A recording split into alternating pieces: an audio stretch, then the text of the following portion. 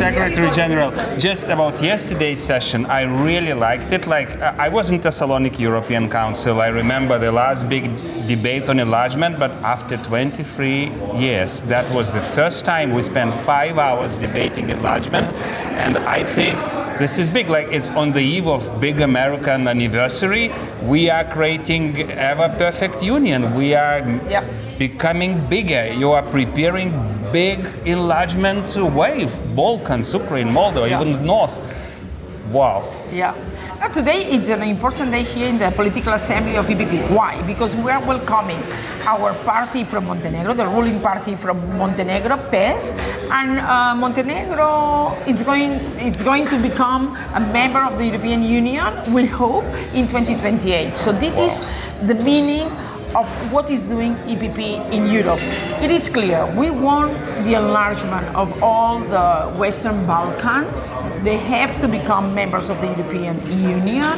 We have to help them. Of course, that has to be, they have to fulfill all the requirements and all the chapters, but we have to be flexible in the sense that we have to help them to come in. Why? Because in this period of time that we are living, Trump, with all, the tariffs that he imposed to Europe, then Putin, the aggression of Putin to Ukraine and Moldova. So I think so that after Montenegro, Moldova can be the next European Union member state, because the lesson learned is, come on, we have to be stronger and united, because the ones that we are going to win is not just the citizens from Moldova, not just the Montenegrins. Who is going to win in all this? It is all of us, all continent Europe, all the European citizens, because we're going to be stronger, united, more safe, and of course we are going to give prosperity to all our citizens in Montenegro,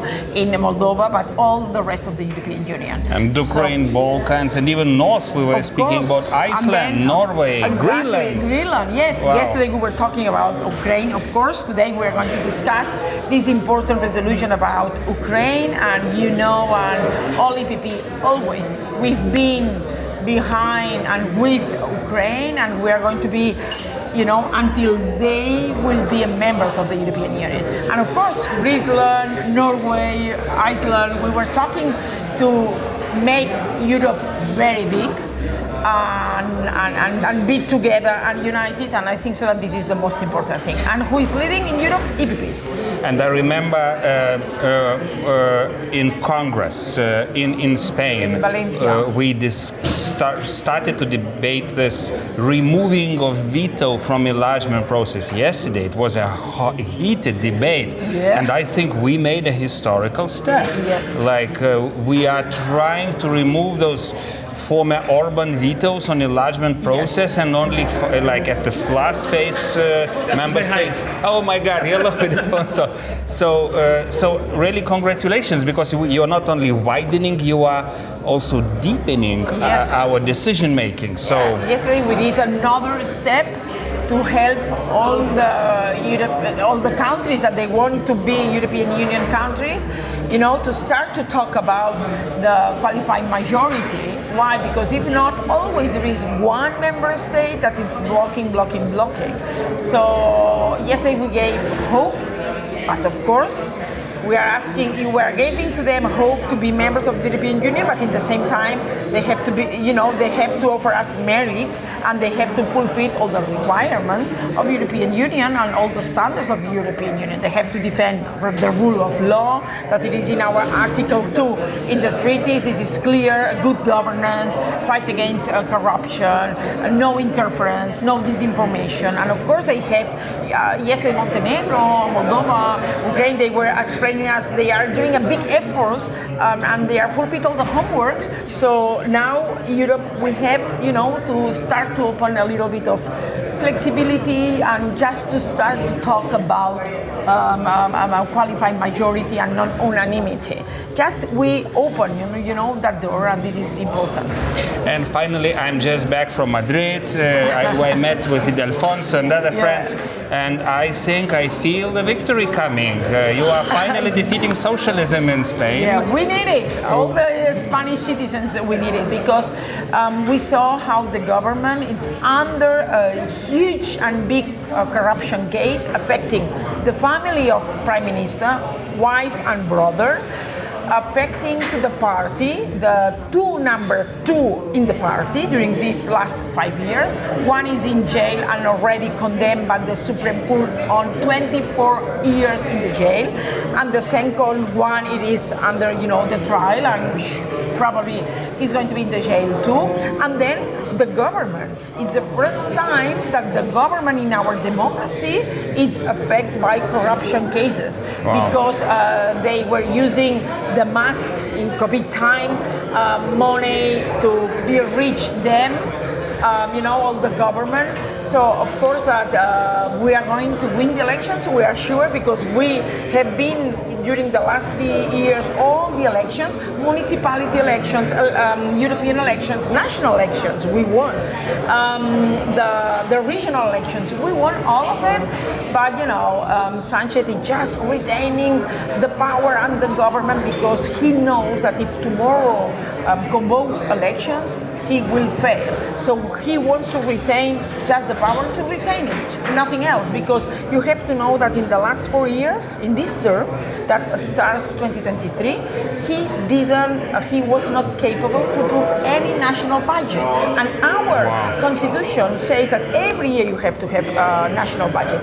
And we saw, for example, the chancellor in Germany, Scholz, the socialist, when he didn't approve, he ran, he called for elections. Or in Portugal, or now in UK, for example, Stammer, Labour Prime Minister, he lost the municipality elections and he called for elections. Or for example, Costas in Portugal, he was socialist too, and has a corruption case about his head of cabinet, and he called for elections. Sanchez no. So Sanchez, starts to be as an autocrat.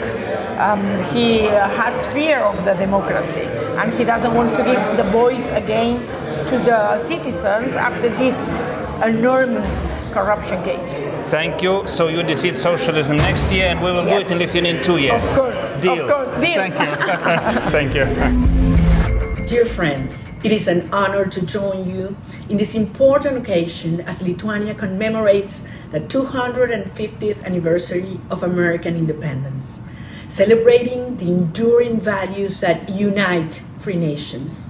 I would like to thank the Parliament of Lithuania, the Ministry of Foreign Affairs, and all the organizers of this conference for bringing together leaders and defenders of democracy from both sides of the Atlantic. The American independence is the story of an idea, that freedom is a universal aspiration, that every person is born with dignity, and that no nation should be condemned to live under oppression. 250 years later, those principles remain as relevant as ever. Democratic nations face growing challenges from authoritarian regimes that seek to undermine freedom, weaken democratic institutions, and expand their influence across strategic regions of the world. At its core, this is a struggle between freedom and tyranny. For Venezuelans, this is not an abstract debate. For more than 2 decades, our nation has endured repression, corruption, and the systematic destruction of democratic institutions.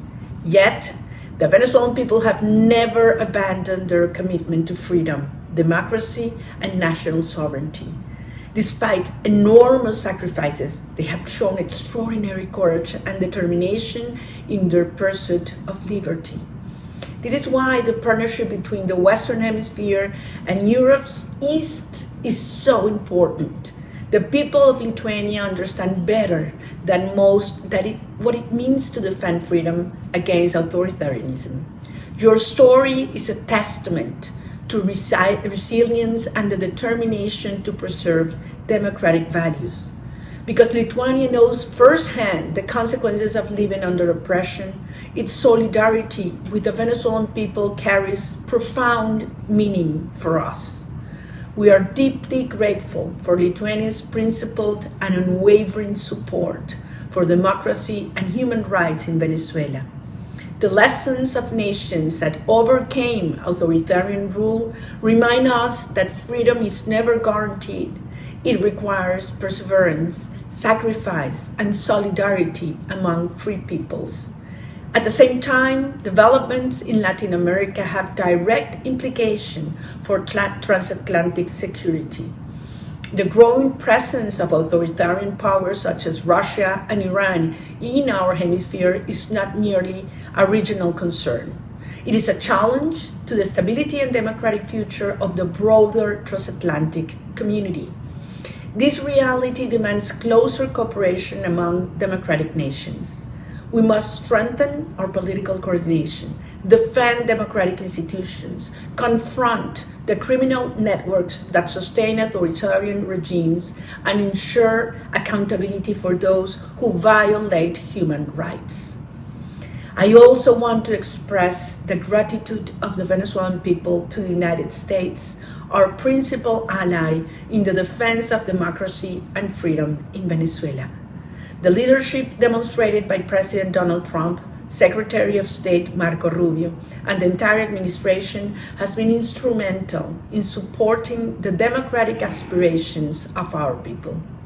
Their commitment sends a clear message that democratic nations must stand together in the face of tyranny. As we look to the future, we are convinced that a free and democratic Venezuela will be a force of stability, prosperity, and security in the Americas, and a strong partner of the United States, Lithuania, Europe, and all nations committed to liberty. The democratic world is strongest when it acts with unity and conviction.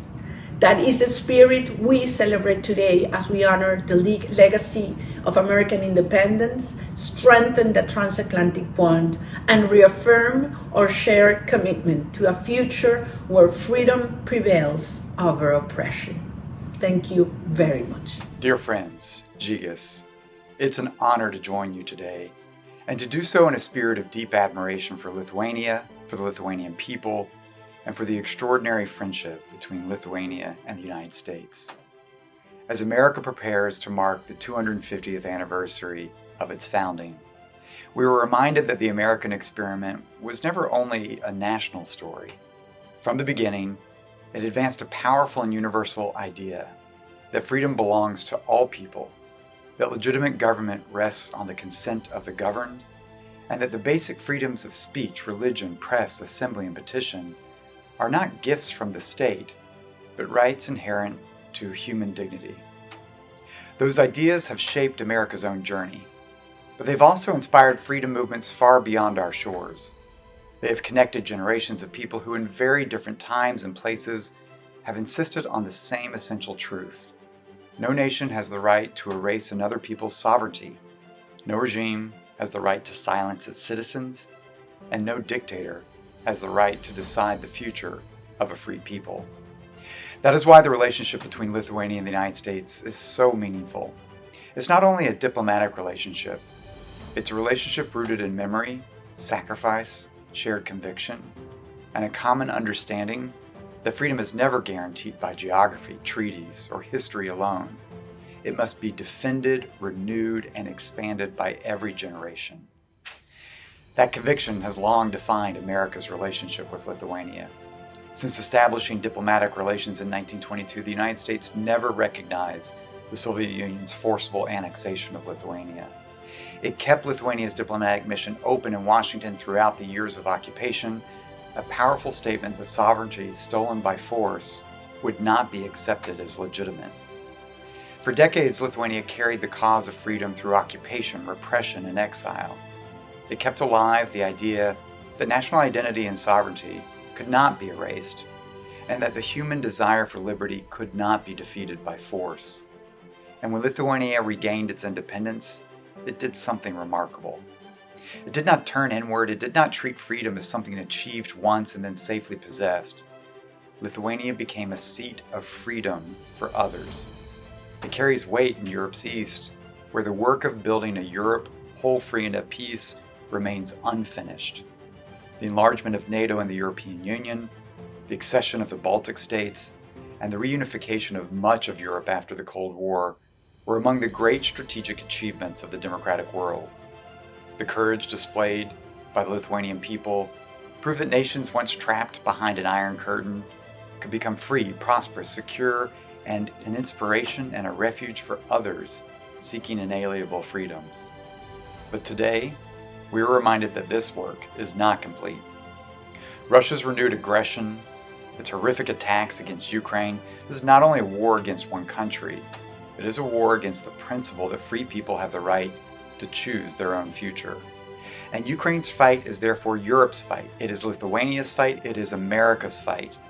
It is the fight of all who believe that freedom must not stop at the border of the already free. The same is true, of course, in Belarus. The people of Belarus have shown extraordinary courage in the face of dictatorship, imprisonment, exile, and repression. They remind us that the freedom struggle in Europe's East did not end with the fall of the Berlin Wall or with the Baltic independence.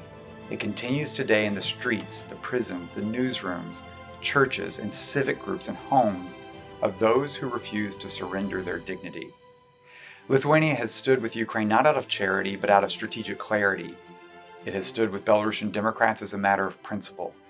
Lithuania understands that the security of Vilnius is tied to the freedom of Kyiv, and that the freedom of Kyiv is tied to the future of Minsk. That is what it means to think strategically about the future of freedom around the world. And that same clarity is needed across the Atlantic in our own hemisphere. At first glance, the struggles of Ukraine and Belarus, they may seem distant from those of Venezuela and Cuba, but Lithuania's history teaches us that they are part of the same struggle. Lithuanians know what it means for a nation's sovereignty to be denied. They know what it means for citizens to be told that their voices do not matter, that their history can be rewritten, that their future can be decided by force. They know what it means for dissidents, journalists, religious leaders, artists, workers, and civic activists to carry a nation's freedom through long years of repression. And that is why Lithuania's solidarity with the people of Venezuela, Cuba, and Nicaragua is so powerful. In Venezuela, a courageous democratic movement has endured intimidation, repression, exile, and the theft of democratic choice.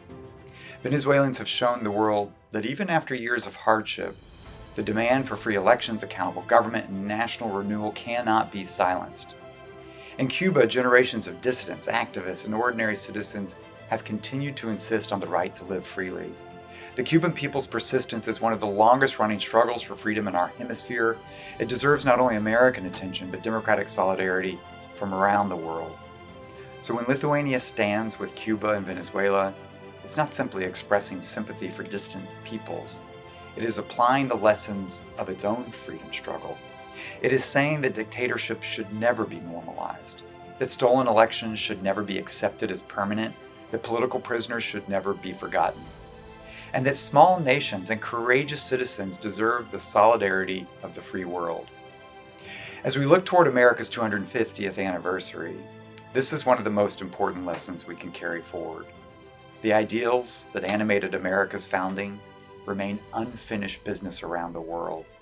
From Ukraine to Belarus, from Venezuela to Cuba, and ultimately Russia, courageous Democrats are advancing the same foundational freedoms that gave rise to the American experiment. Their struggle reminds us that America's founding ideals are not relics of the past, they are living commitments. They demand courage, they demand solidarity, and they demand action. So as America approaches its 250th anniversary, let us treat this moment not only as a commemoration, but as a call to action. Let us remember that the struggles of Ukrainians, Belarusians, Venezuelans, Cubans, and so many others, including ultimately Russians, these struggles are connected by a simple human truth. People everywhere want to live without fear, choose their leaders, speak their minds, worship freely, gather openly, and shape their own future. And let us remember that when Lithuania and the United States stand together, we do more than honor our shared past. we renew the promise of freedom for the next generation. Thank you. Thank you for your leadership, your friendship, your partnership. I'm Don Bacon from Omaha, from the 2nd District of Nebraska. And I just had a great trip to Lithuania, as well as Latvia and Estonia. And I want to thank our Lithuanian friends for the great hospitality that we had in Vilnius. And we appreciate the strong friendship that we have with Lithuania. You lead by example. America could take pointers from the Lithuanians. So for example, the 5.4% spending on GDP is the highest, I believe, in NATO. And that's a tremendous example. We're trying to get to 5%, but you're already leading it there and you're setting that example. We also appreciate your leadership on supporting Ukraine. I want to be one of the foremost supporters of Ukraine in Congress. I've tried to lead by example. I try to walk the talk, but you do that. And I applaud what you do to support Ukraine in their fight against Russian aggression. And we all know that living under Russian rule is terrible, and they want to restore their old borders. And you know that if they prevail in Ukraine, that's bad for NATO, bad for all the neighbors. And I know that, and I love the fact that you've taken this on. I appreciate your friendship that you have towards Taiwan, and that you're taking a strong stand vis-a-vis China versus Taiwan, that we stand by the side of democracy. And finally, I applaud how you've led the way on becoming free from Russian gas, and that you've been able to seek other natural gas from other sources, such as America, and America appreciates that. So again, I believe that Lithuania is a model ally. You walk the talk, you lead by example, and I admire you. I admire what you did after you got your freedom in 1990 and 91, that you decided to become a democracy, a free market economy. Immediately, you didn't try to do it gradually. You knew what you wanted and you did it. I think that took bravery, and I respect it. When I walk around the streets of Vilnius, I feel at home. Thank you. Hello, I'm Joe Wilson, a member of the United States Congress representing the 2nd District of South Carolina. America appreciates the independence and success of the Republic of Lithuania. As America celebrates 250 years of freedom and independence, I'm grateful to address this esteemed conference held to celebrate our shared values of freedom and liberty. Lithuanian history is rich and rooted in self-determination, developing the first constitution in Europe and the second in the world.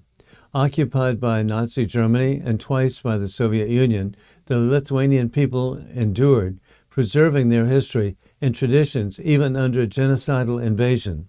Today, as the courageous people of Ukraine fight to repel the murderous invasion of war criminal Putin, they are also fighting for the future of the free world.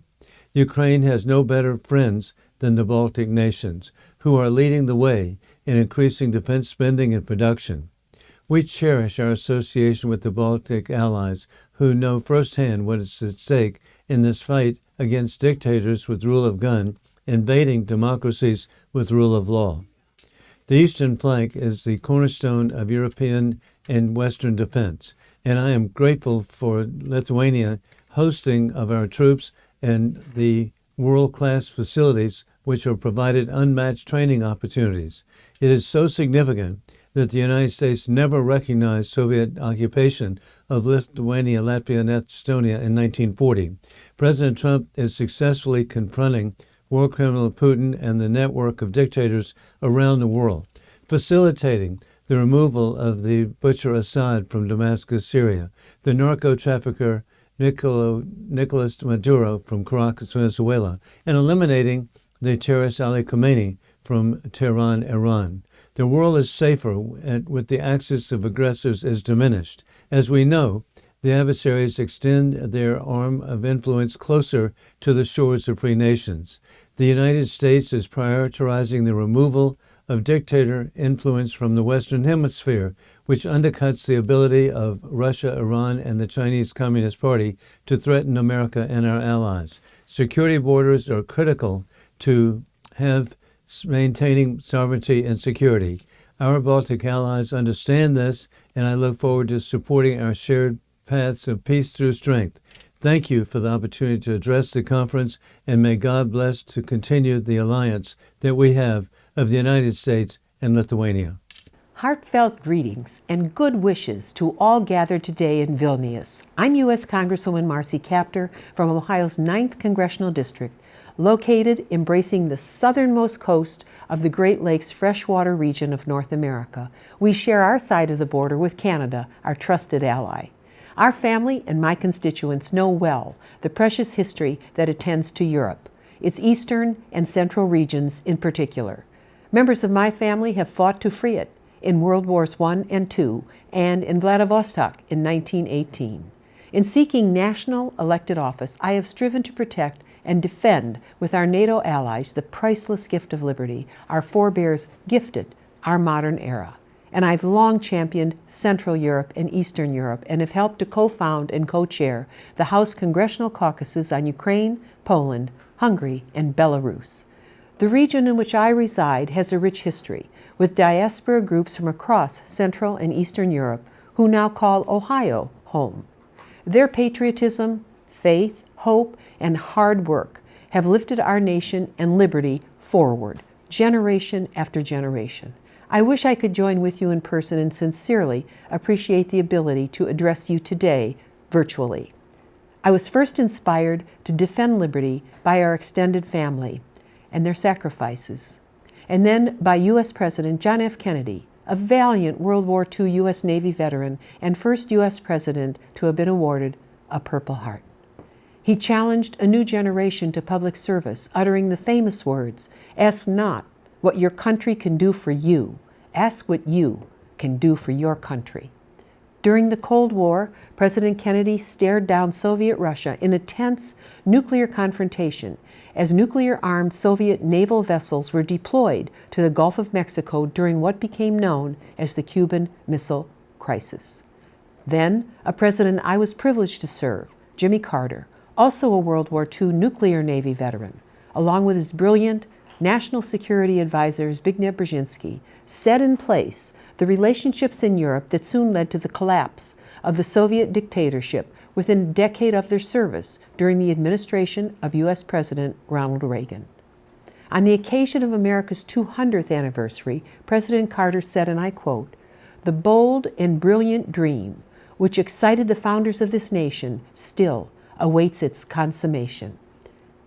Amid the shadow of Russia's malign influence seeking to reverse the trajectory of global freedoms, we stand strong in our commitment to liberty and justice for all. Your gathering plants new seeds that will flourish in the decades to come, and your continuing resolve and partnership is essential to strengthening freedom's block. You have lived close to the wicked flames of repression, and you know its force and its cost. Now, future generations will stand on our shoulders if we but keep the watch. Today, your assembly recalls the spirit of past, brave freedom lovers who rose against tyranny and refused to bow before it. The struggle of the United States leading up to the drafting of our Declaration of Independence in 1776 drew its foundational principles from Europe. And in the 250 years since, the United States of America, still a young republic, has not only fought to sustain our freedom, but has supported so many of our partners and allies in gaining and maintaining their own liberty around the globe. Together, we are strong. Thank you all for celebrating with our nation in its 250th year of American independence. The American people remain grateful to share our heritage with nations such as the Republic of Lithuania and all our partners across Europe and around the world. Together, we reflect upon historic achievements such as the Wells Declaration. That commitment began a decades-long doctrine of U.S. non-recognition of Soviet occupation of the Baltic states. We remember how the U.S. boldly recognized that the Lithuanians were a captive people rather than a willing republic of the USSR. This spirit of non-recognition was also reflected in the Trump administration's Crimea Declaration, a policy that should still be reflected today. And we also recognize the spirit of courage that the people of America and Lithuania will always share, whether in triumph, as we celebrate how the Lithuanians united with their Baltic neighbors in the Baltic chain in 1989, or tragedy, as we lament the wounding or killing of over 150 people when Lithuanians demanded freedom from the Soviet Union just 2 years later.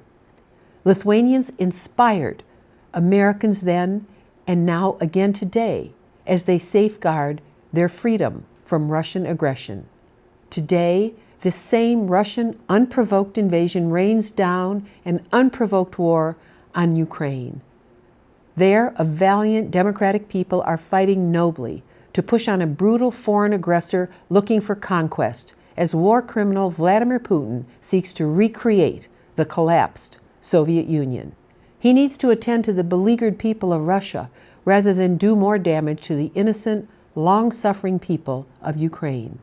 Let all Lithuanians know that millions of Americans are your allies. We will always stand with you and the people of all former Soviet republics to defend liberty. As a senior member of the U.S. House Appropriations Defense Subcommittee, a majority of my colleagues stand with Lithuania. We stand with Europe, and we stand with NATO. And we know the history. What an honor it is to pursue this dream together with our allies and friends in the Republic of Lithuania and beyond. Freedom means never surrender. Onward.